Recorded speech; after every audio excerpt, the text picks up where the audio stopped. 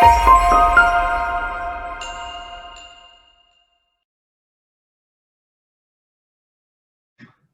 evening, everyone, and welcome to the third in our series of Evening with Events.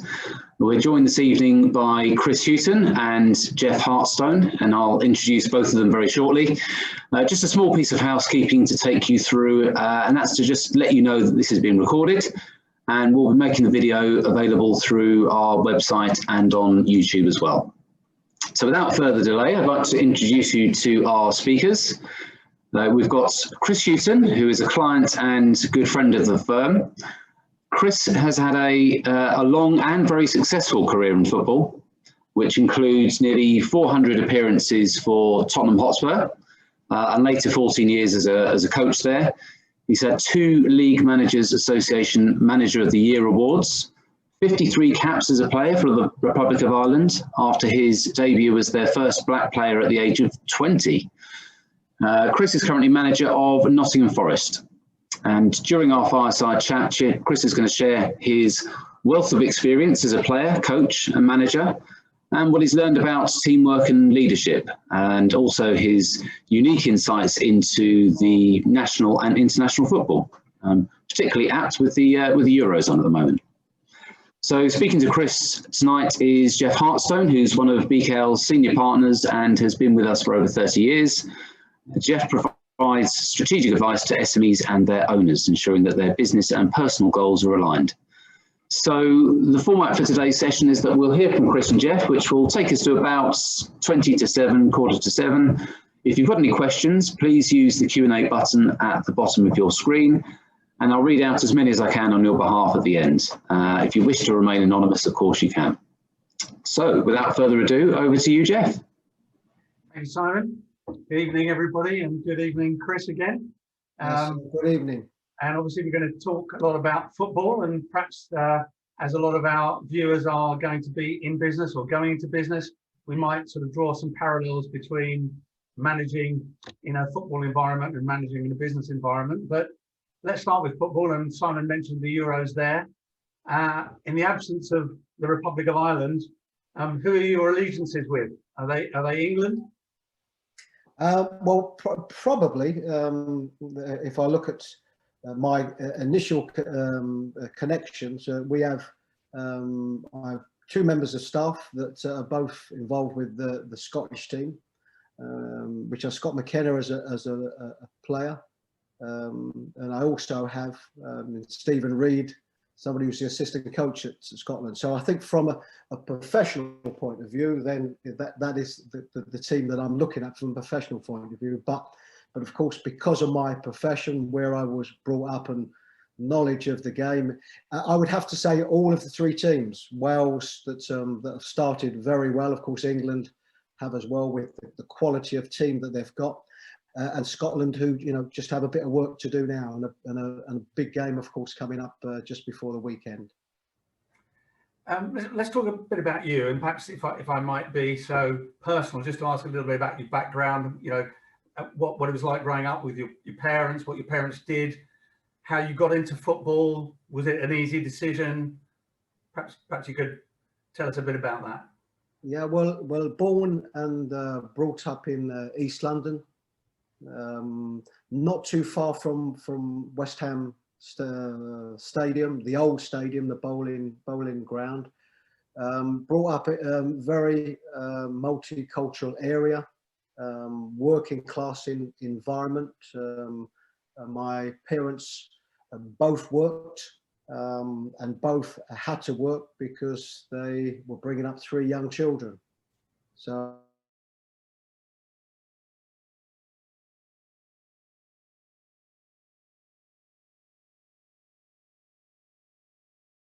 came to work. My father came to study medicine, and in the end, because he was bringing up a young family, ended up spending over 40 years in the post office. So a typical working class family, that I can honestly say that I had a good upbringing, that we didn't have everything that we wanted. But we didn't want for anything because of the morals and the way that we were brought up. We knew as a family what we could afford, and we as a family lived within our means, and that was probably typical of the East End of London at that particular time.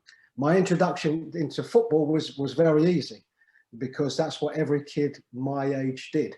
You know, we played out in the streets. We went to school, played at school if we could. As soon as we came home, we ran down to the end of the street, jumped over the fence into the local school, and played football for a few hours until we were dragged back in.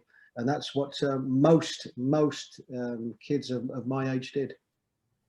So how did your parents feel about you playing football rather than studying or some other career? I think their preference at the time was very much that if I was going to be playing football like everybody did, that that couldn't be at the detriment of not going to school or not doing your schoolwork. And at school, I enjoyed school. I was very much an average student, probably right the way through my schooling.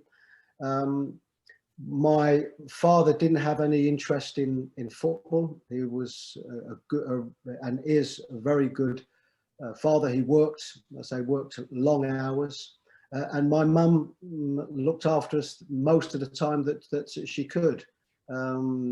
But we were a typical young family, and I was fortunate enough. I have a brother that's 1 year younger than me that was also a professional footballer. So when we wasn't able to play with most of the other kids, we were playing ourselves, and football was just a way of life. And I can't honestly say that my parents encouraged us or didn't encourage us.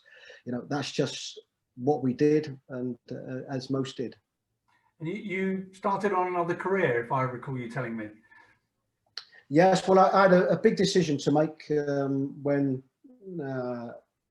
probably 2 years after I left school, when I was scouted by a Tottenham scout in our area, and he actually took 5 of us from the borough of Newham to train at Tottenham as 13-year-olds. And of course, in them days, you were scouted at probably 12, 13, whereas now it's 6 and 7. So I trained for 3, 4 years until I finished school, and then the process then is, as at school leaving age, you are offered an apprenticeship or you are not. And in my case, I wasn't offered an apprenticeship. They felt that I had good quality, but probably not enough. And but what they did encourage me to do was stay on. So I stayed on in an amateur basis. And at that stage, very different to how it is today, that I left school and we all got jobs, and I embarked on a 4-year apprenticeship as a lift engineer. And as I said, at that time, in that era, all of my friends that left school all got jobs, apprentices, whether it be carpentry or electricians or so. But I'd done well, and after 2 years, the club wanted me to sign full-time professional, but the big decision was whether I forfeited the 2 more years that I had in my engineering apprenticeship or not. And so I chose not to sign for Tottenham, but I stayed on again as an amateur, part-time. And when I finished my 4-year apprenticeship, then I signed full-time for Tottenham, and I was fortunate enough to get into the first team straight away. And so when I look back on it, and whether it was a good decision or not, possibly I could have been in the first team earlier, but for me it was a very good decision, and had the full support of my parents. Well, our lift in the office is a bit unreliable. Would you still be able to fix it, or? I would be able to press some buttons, but absolutely no. But it must have taught you a lot about dealing with the ups and downs of life as a football manager, I suppose. Yes, no, I've certainly had that one a few times as well. But no, but what it did teach me, that it wasn't all about football at that stage. and my background had been a little bit different. I say my parents encouraged me, but weren't great football fans. You know, my dad wouldn't have watched me play a lot as a young kid or so. As I said, he was always working and supporting the family. So my background had been a little bit different. So perhaps that's the reason why, you know, I was able to make that decision. Apart from your parents, did you have any other people that influenced you, either people that you knew or people that you saw either on TV or playing football? Yeah, I mean, at the time, remember the era. Then, you know, Manchester United were always, you know, the glamour or popular team, of course. The players that played for them, but probably if I had to pick one, it would be Clyde Best. You know, and although people ask me who I supported as a young kid, and maybe because at that time there wasn't so much football on television. I was always out playing. My father didn't have a big interest in, so I didn't have, you know, the family pull to support a certain team. So so I never really supported a particular team, and of course, as soon as I went to Tottenham, Tottenham became my team. But Clyde Best was somebody that was in the local team at West Ham, a big personality, and of course, you know, certainly as I got older, you know, and realised the sort of the battles that he'd gone through, the racial problems that he'd gone through at that time at West Ham, you know, even more so. But he was somebody that I admired and was spoke about at that time. And who would you say the best players that you played either with or against or both over your years, perhaps at Tottenham? Probably the players that I played with is probably the easier question, or the question that's closer to me, because they're the players that you spend time with. I was fortunate to play in a really good Tottenham team in the early 80s, and a wonderful manager in Keith Birkinshaw. And of course, in that team we had Glenn Hoddle and Ozzy Ardiles. You know, Ozzy had just won a World Cup with Argentina, and of course, you know, you was never going to play with too many players that had done that or achieved that. So I think Ozzy speaks for itself. Glenn, probably the most gifted player that I have ever played with, and certainly he would be a player as the game has developed, that you would have got some teams, and I think even today, that they would have almost built the team around. So probably there, from a club point of view, international point of view, I was also fortunate to play with Liam Brady, who probably at international level is the best player that I've played with, along with Paul McGrath. Different types of player. Paul, not the technical ability that Liam had, but an incredible player that could play in a few positions. I was lucky enough to play against some very good players. Maradona, when Argentina came to the Republic of Ireland, and of course at that stage he was a younger man, you know, a younger player, and nobody knew that at that stage that he was going to develop into the player that he is. But probably the toughest one would have been Ruud Gullit, and I've been graced with a wonderful picture with him when we played against Holland in the Euros in 1988, and that's a picture that I'm constantly being shown. And you mentioned Keith Birkinshaw before. You said he's a wonderful manager. Best managers you played under? Yes, I would have to say so. I didn't play under so many. I spent a long time at Tottenham, but yes, and I think probably the reason being, Keith was always seen as this dour Yorkshireman, you know, and hadn't had great success before coming to Tottenham as a manager. But when I looked at the team that he put together, it was a very offensive team. You know, we at times, you know, had a midfield of Glenn Hoddle and Ricky Villa, Ozzy Ardiles, Mickey Hazard all playing in the same team, which is very unusual because you're generally looking to try and get the right balances in a team. So it was a team that the manager wanted to play attractive football, attractive offensive football, and probably what people saw in Keith's personality wasn't actually what it was different to what they saw on the football pitch and the team that he developed. So certainly a lot of what I've wanted to do as a coach and my thoughts as a coach have been around I'd like to think the qualities that Keith instilled in not only me but the team. So what are those qualities that make a manager great? I mean, Keith Burkishaw, you've mentioned, obviously he never played under Alex Ferguson, but he must be one of the best managers. Arsene Wenger, perhaps, Alf Ramsey, which I'm before your time, obviously. But what makes these managers so good? Well, I think what we can, we can all talk about. I think particularly now because the game is scrutinised, so much. There are different formations now. What we also have now is that before we would have spoke about managers, managers of teams and managing teams. Now we talk about, head coaches. So I think we certainly do talk more about, the tactics of the game now and the strategies that go into the game, because of how the media is now. The games are scrutinised so much. But what these have is motivation. They're all, you look at all of these top coaches, these top managers, and they're all bad losers. They're all bad losers. They all have incredible desire and motivation to be the best. And I think what they have as well is that it's about the team.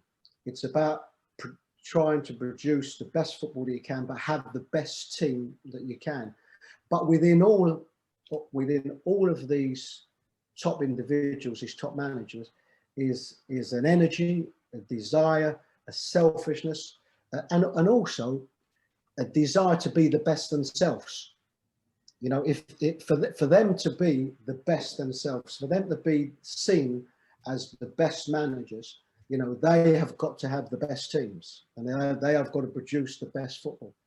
And that's what they have, this incredible motivation and energy. I mean, Sir, when we speak about Sir Alex, it wasn't just about the tactical side. He would be in at the training ground at some 6 o'clock in the morning and the last to leave.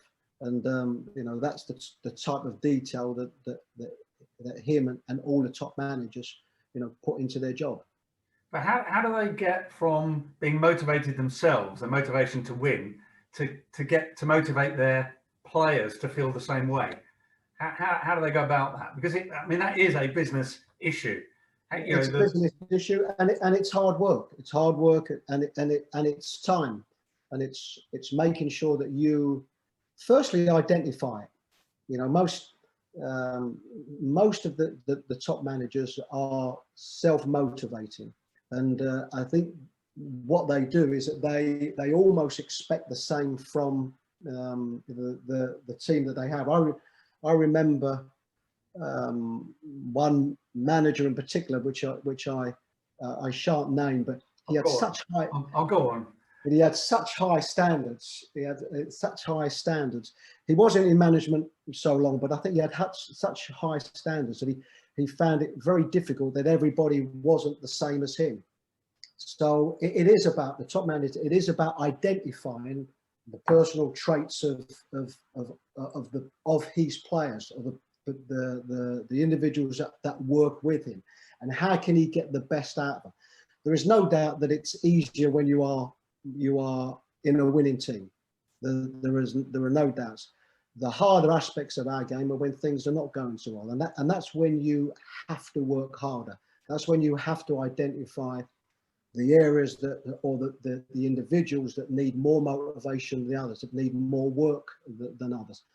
And that's hard work. And that is continually scrutinising the job that you're doing, scrutinising the people around you, the team that you have, and the areas that you have to work hardest at. So do you treat each player differently according to how you think they will react, or do you treat them all the same? Well, yes and no. So the no is that you want to be consistent in what you do, because you know one aspect of our game is that you have a changing room. You have a changing room where everybody's different, but they all talk. So the things that we can guarantee you is that you know something that is often spoke of is that the manager has lost the changing room. For me, that's never fact. The manager hasn't lost the changing room. When things are not going so well, you don't expect a happy changing room. You don't expect a happy changing room. And what you expect is you expect a changing room, because they all speak together, that they are questioning. You know, the manager's not doing that so well. You know, I can't believe he didn't play so-and-so. I can't believe he left me out. You know, these are the type of questions that will happen in any workplace when things are not going so well. Lots of these conversations the manager never gets to hear about. Occasionally there might be a player that's a more vocal player that might say something to the manager, or in a debrief after a game, whether that's in the changing room or whether that's in a meeting room, somebody might say something. So these are the conversations that go on. So the yes and no is that what you want to be is consistent with what you do. So if you want to treat every player the same. So i.e., you know, if you're fining somebody for being late or not doing something, you want to be doing exactly the same with another player. But they are different, and you've got to accept that the players are different, and there can be different approaches to different players. I was listening to Martin Keown speaking a few weeks ago, and he was talking about Arsene Wenger, and he said that just before the game, Arsene Wenger would come up to Martin Keown, put his arm around him, and he said, "Look, it's a big game, and you're a big player here, and I'm really relying on you today to play really well." And he said it was only about 5 years later that he found out that Arsene Wenger was taking every player aside and telling him, "You're my star player today. You've got to play really well." So it's very interesting. It's man management, and I did actually hear that, and I did hear him say that one, and it's true. But it's man management, and it's each manager's way of assessing the best way to get the best out of the team. And of course, to get the best out of the team, you've got to get the best out of the individuals. And it's difficult when you've got, 11 players that are starting, and another 7 that are on the bench, and perhaps another 7 that are not too happy because they're not playing. So just going back to a couple of things that you said just then. You mentioned the manager that you wouldn't name, that I suspect might be Glenn Hoddle. No, it wasn't. Oh, okay. But I can imagine that Glenn Hoddle had very high standards of the way he was a great player, but and I can say this because I'm not in the game, but it seemed to me that he wasn't necessarily the greatest manager. Certainly, I didn't enjoy watching his team when I was going to Tottenham. But the transition, just because you're a good player, does not mean you're a great manager. And you could be a great manager. I don't think Alex Ferguson was ever a great player, was he? No, and that is absolutely true. And of course, we can talk about Mourinho, of course, for what he has achieved. And I solemnly believe that you don't have to be the greatest player. And sometimes when you're that great a player, there's more pressure on you. There's more, expectation on you. And but it's about circumstances. I mean, what I will say, about Glenn and Glenn's management is that everybody wants to be successful. There are only a few that can reach the levels of winning Champions Leagues,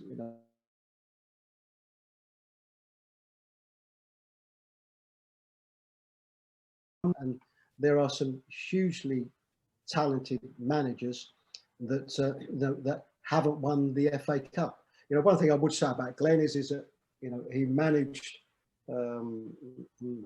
our favourite team, He also managed the England team, you know, and that is, of course, a level that the large majority, the very large majority, will never get to. But I expect, I think the way that the game is going as well, and what the game is producing as regards the badges that coaches have to go through now. You know, I can see certainly going into the future that a lot of managers, successful managers, you know, will be those that haven't been the most successful of players.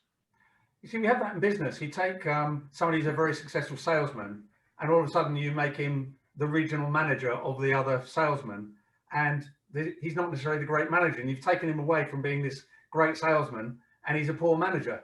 So in your case, how did you make that move from player in the first instance to coach and then to manager? You retrained, you took your badges, and that yeah, I would say to you that I found, I think the step up, I found the step up from coaching to management probably easier than I did from playing to coaching. I was very lucky when I finished playing. I decided probably about 28 years of age that I wanted to coach. I then embarked on my badges right at the end of my career. It's difficult to do it while you're still playing, I must admit, and most would tell you that. But I was fortunate that when I finished playing, I had a year and a half at West Ham, and then similar period of time at Brentford. And when I finished playing, it coincided with Ozzy Idealers getting the job at Tottenham. And he took me in as his reserve team, or sorry, his under-21 coach at the time. I was really lucky at the time because Pat Holland was the reserve team coach. Pat Holland is and was an excellent coach, and he took me under his wing a little bit. And I must admit, there were times when Patsy would put on sessions, and there were things that he was seeing that I wasn't seeing. And I'd had a full career of playing the game. So that transition was tougher because you are going from, and probably certainly as a young player, I would have been a quieter, younger player, and probably not somebody somebody would seen as leadership material. So I had to work hard at it, particularly towards the end of my career and the early part of coaching, because the things that became natural, you know, standing in front of a group talking about tactics and halftime talks, and there were things that I hadn't done. You know, I'd been in change rooms and where lots of managers and seen lots of managers do it, but so they're the aspects that take a little bit of adjusting to. Some can adjust, and in any profession, your profession or so, some can adjust easier than others. And so that transition was probably a little bit more difficult from going into coaching than it was from me coaching. I'd been an assistant coach for a long time before I went into management. Yeah, I think what it demonstrates is that just because you're good at one thing doesn't make you a great manager, and actually development by training to become a coach or become a manager is very important, and learning by osmosis. You mentioned Pat Holland, and I suppose what worries me a little bit is with this new craze now, advanced craze of people working from home more, they see less of their colleagues and less of their more senior people to learn from. So of course you can't do that in football. You won't be able to work from home. But I do understand that, and for me, the best procedures, tools, and so to learn is by experience and being in there, and being in there, and that either means learning from somebody, occasionally being thrown in at the deep end. I mean, one thing that's just going back to coaching, one thing that I would always tell coaches, potential coaches and young coaches, get out on the grass. You know, whether it's an under 14, 15 team or 16 team, get out and coach with that team, because there's the best experiences you can, you know, are the practices that you can take on. Let me ask you a little bit about how you handle certain situations, if I may. So I imagine in all clubs you've got an academy and you've got people coming through. You mentioned before where they thought you might not make it, you might not make it. So there must be lots of players that get very excited, their parents get very excited, and you know they're not going to make it. How do you tell them that? How do you break that to them without totally ruining their lives? Okay, well, I think probably two aspects of that. It will never be an easy job. It is difficult, and what is so different now is that we spoke about me being at Tottenham at the age of 13.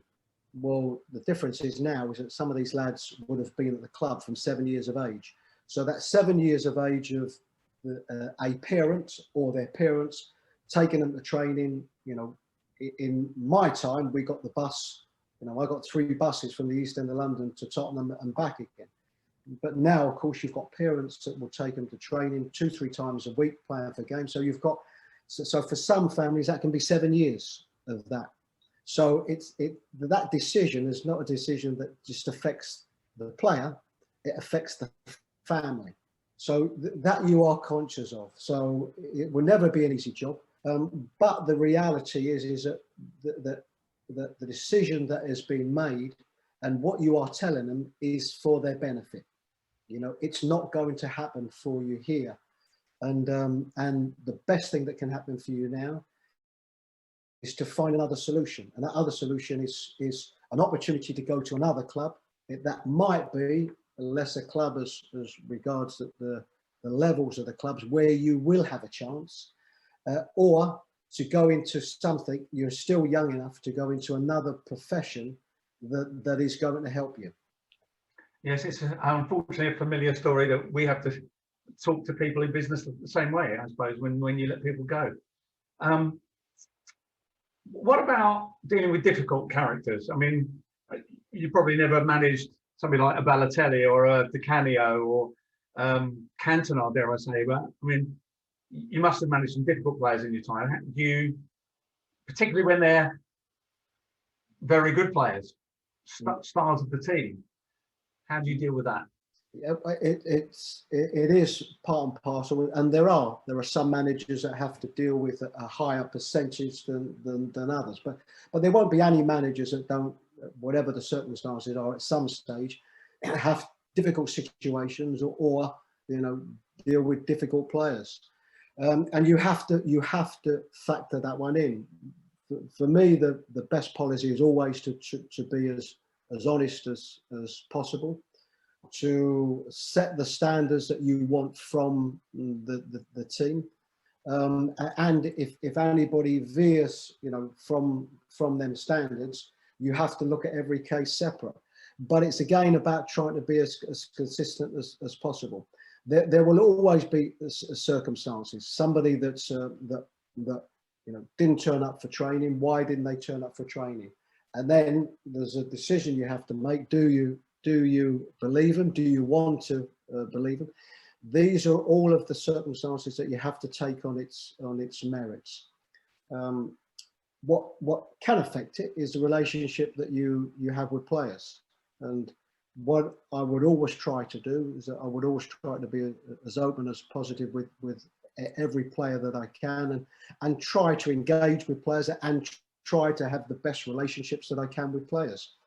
That can be difficult because some personalities lend to you more than others. Some are more receptive than others. Some are in the team more than others. But you have to take it on its merits.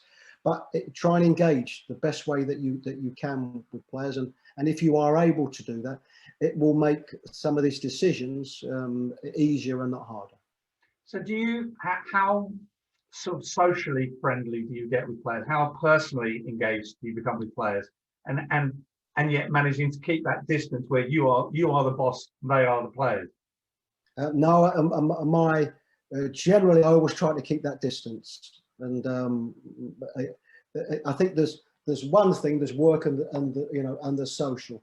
Work, what incorporates for me what you want to know about players. You want to know, their family lives, how the family, the kids, and so that's what you want to. And I would put that into a package of work related, as opposed to social and wanting to get too close to players social. So there are them parameters, there are them distances that you have to separate yourself from the players, because for the large majority of players, you know that you are not too far away from a tough decision. You know that you are not too far away from, having to pull that player in to tell him that he's not going to be playing in that game. That you are going to be pulling that player in to tell him that his contract is not going to be renewed. But these are all the decisions and the things that we have to deal with in a working day, a working week, a working month, a working year. So try not to make them decisions even harder, because you become socially that close to a player that it affects them decisions that you have to make. But that is me. There are some managers that are very, very comfortable being that close with the players. Let me ask you a question about teamwork, if I may. I suppose it's been talking about the Euros. Greece won the Euros, didn't they, a few years ago, and Leicester won the Premiership. You wouldn't have picked either of those, either at the beginning of the Euros or the beginning of the season. What makes teams like that get to that height?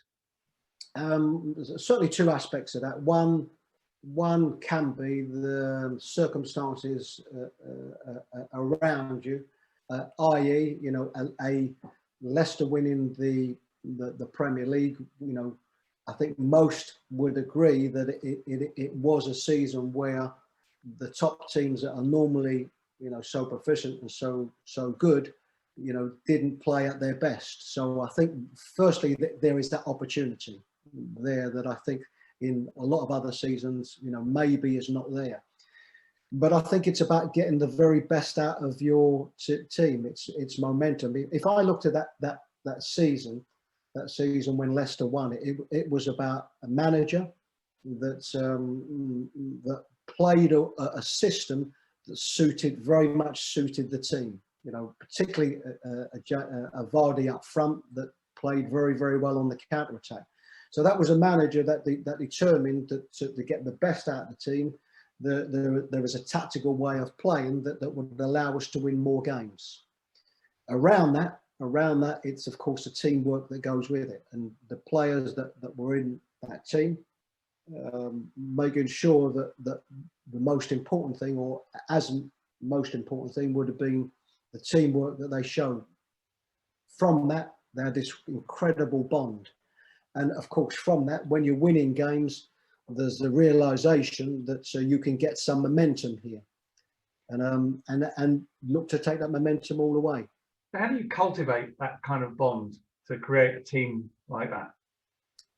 It helps if you have a good start, because a lot of our game is about momentum, and we will speak about all the time. We will speak about winning streaks and losing streaks. And I've been involved in teams that had such good momentum, certainly the teams of the 80s, where, we didn't, in lots of games, we didn't play so well. But we had such good momentum in our play that allowed us to go into the next games with such confidence that we could win games. So that's one. It's getting off to a good start. It's incredibly good management, and management accepting that there might be areas of the team that need improving, that there are tough decisions that I need to make along that pathway that are going to improve the team. How much the extra work that I can do with the team, the opportunities that they can, rest and recovery. We go through a tired period. Yes, we'll give them 2-3 days off. Wonderful for the team. The team appreciate that one, so they come back firing in the next game. There are so many decisions along the way, but it is about momentum. And you celebrate wins. You make a point of celebrating wins in order to encourage that momentum and encourage that confidence. Both ways. It's getting that balance. It's getting that balance of celebrating wins, but also not getting carried away, because I think what you want to show, I think if we look at the example of a Greece and a Leicester, what you want to be shown as is that you want to be shown as the team that's humble, that we're winning games, but we are not getting carried away. Because what you do realise is that everybody's waiting for you to collapse, you know, as they would have done with Greece, as they would have done with Leicester. You know, come whatever 6, 7 games, 10 games to go, you know, Leicester still wouldn't have been favourites to go on and win the league. And I think if you are, as the manager, the one thing that you do not want is that you don't want to be managing a team that's starting to get carried away. Inwardly, you want that confidence, you know, and everything that goes with it, that grit and determination of winning football matches. But what you don't want is a team that's visibly getting carried away because other teams will use that against you.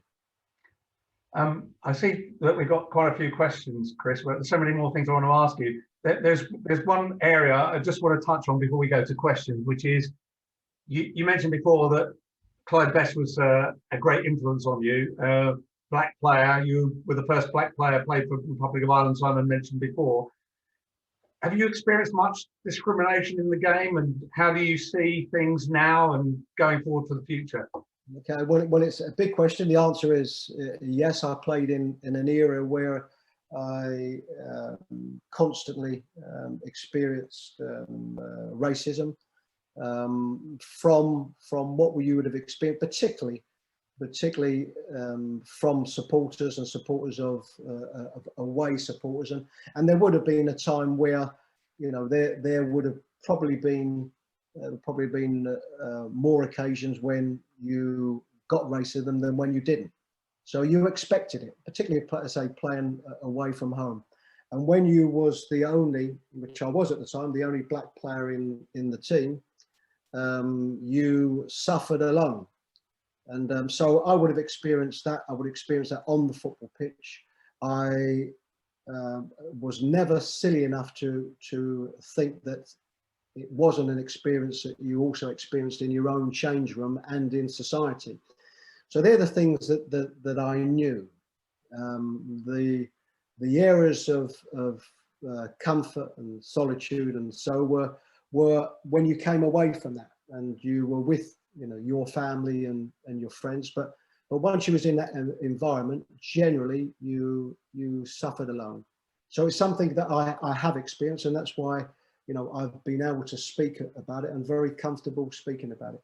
I think for where we are now, there is a lot of incredibly good work that has been done with diversity, and of course what we have experienced in the last couple of years, I think, have taken the profile, if I can say it, whether that's the right word, on the profile of diversity, all diversity, I think, to another level. But the next stages are, you know, turning from what we've spoke about to positive action and seeing more diversity in the important positions in the game and the important positions, the visible positions in society. Do you believe in positive discrimination? Do you believe that we need to do something, you know, more positive, or is it meritocracy? No, I think that you know, what I can talk about the game, but the game is exactly the same as society, and it's exactly the same as big businesses and our stakeholders. I think what the game and life accepts, and if I talk about the game now, the game accepts that there has been racism in our game, and racism exists in our game. So it's for the game and it's for the stakeholders to redress the balance, you know. And what we are looking at now, we are looking at diversity codes, and there is a diversity code in our game now, which is a voluntary diversity code. For me personally, it should be mandatory, and I think there will eventually be some steps towards that. But it is about redressing the balance, and if we think there was never a problem, then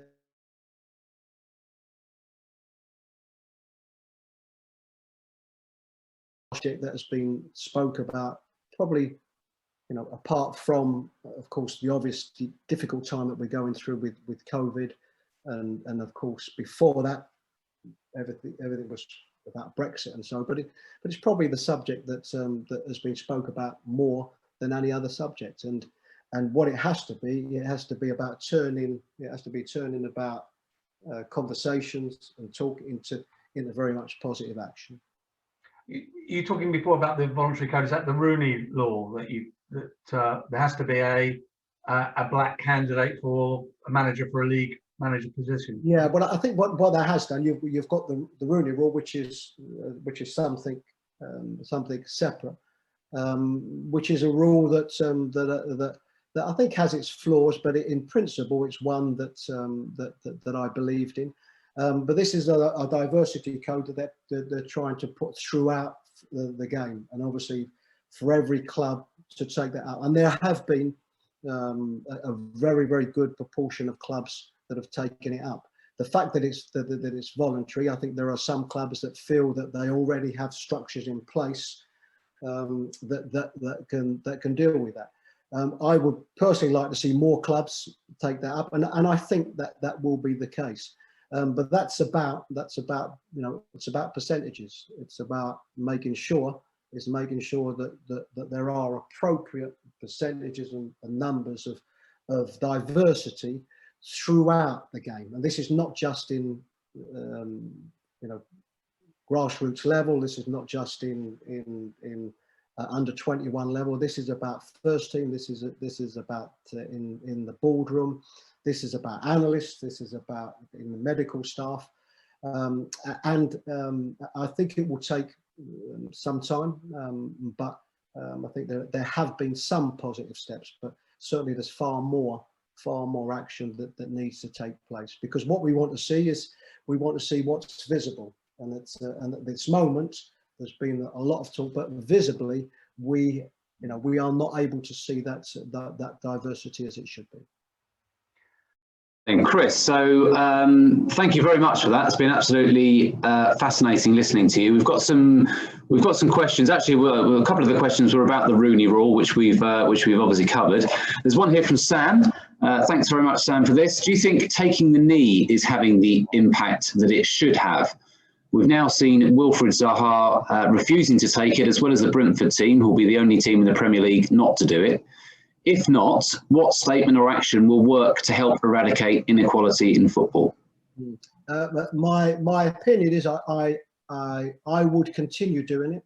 I do understand for those that feel that as a gesture that there hasn't been enough action taken, and some of the things that I've spoke about. And I know some look at it and think, well, what's the point? Because I don't see the difference, between this moment, for where we are at this moment, to where we were a year ago, 2 years ago, 3 years. So that I understand, but I think as certainly as just one thing, it's visible. It puts the action into people's minds, and I think even as regards debate, there are thousands and thousands and millions of kids that consistently watch football, particularly high-profile football. And even on the question, because we do all realise that this is about education, and it's about educating those that have different views to what we have. And if it's a percentage of children that are asking the question, and hopefully are getting the right answers from those that are answering, then I think it's a gesture that still has value. But ultimately, as I said, it's about the action, taking the action, as opposed to just symbols. Yeah, thank you. I've got a few more questions here. One here from Paul. Hi Chris, I'm the editor of Tax Journal, and I have the great pleasure of publishing articles written by the leading tax gurus at BKL. I promise I didn't make that up myself. That was very kind of you, Paul. But more importantly, I'm a Forest fan, so thank you for a great job you're doing. My question is, how does the challenge you face now at Forest compare with the challenge when you first came in at the start of the last season? A similar challenge. I mean, what I inherited at Forest was was I'll say two parts. It was a big squad as regards numbers, probably a little bit of an imbalance in the squad, and the team that was probably on a little bit of a downward spiral. They'd had the huge disappointment of the season before. I think they're a team for that season that probably had overachieved. I think, but credit to them as a club and the manager had got them into that top six for a big chunk of the season. What had happened at the end, I think, had an effect at the start of the season. So my initial job was, apart from getting results, was to lift the morale in the squad, very much to get results, to get us on an even keel, assess the squad that we have, and try to implement a way of playing. And I think what we did do over a period of time, I think we were able to do that. What we wasn't able to do, we wasn't able to get the goals that we needed to take us to that next level, which would have been to challenge for them playoff positions. And I think that was the biggest area for us. I think we're able to compete with the top teams in the division on lots of occasions, home and away. But the big difference between us and them was at both ends. And we were decent at one end. We didn't concede a lot of goals, but we found it difficult to get the goals. The team had relied, I think, the season before on Lewis Grabban's goals and Joe Lolley's goals, and Lewis had missed, I think, half of last season. So that was a difficulty for us. So the challenge, big challenge, and I think probably going into this new season, the excitement for me is that 5 players have gone back, 6 players are out of contract. So, you know, it will be a new squad. So the excitement is building and developing a part new squad, and hopefully continuing some of the good work we've done.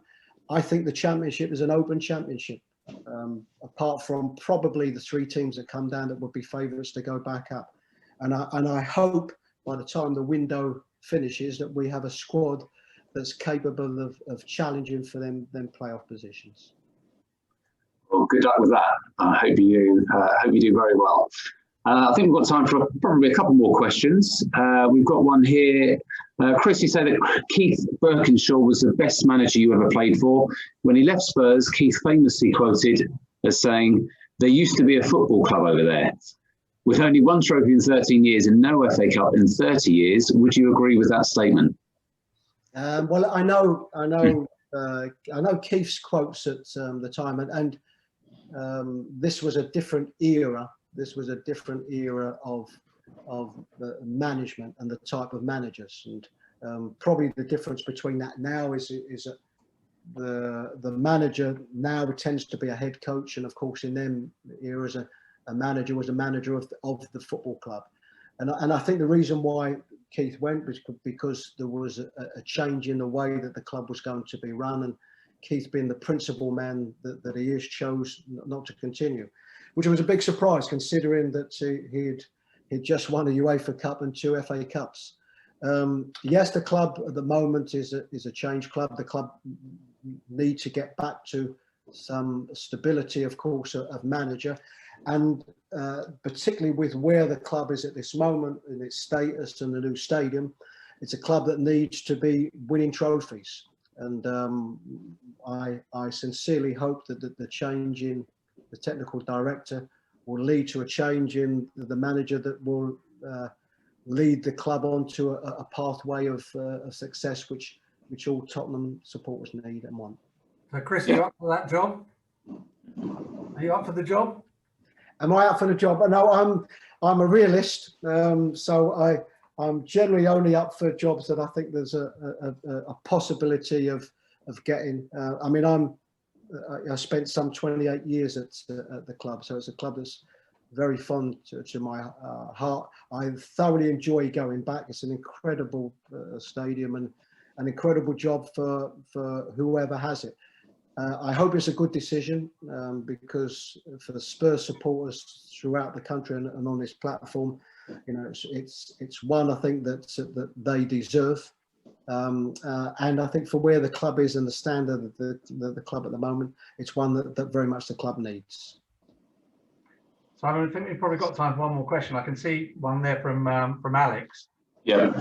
Which starts with what was your biggest achievement?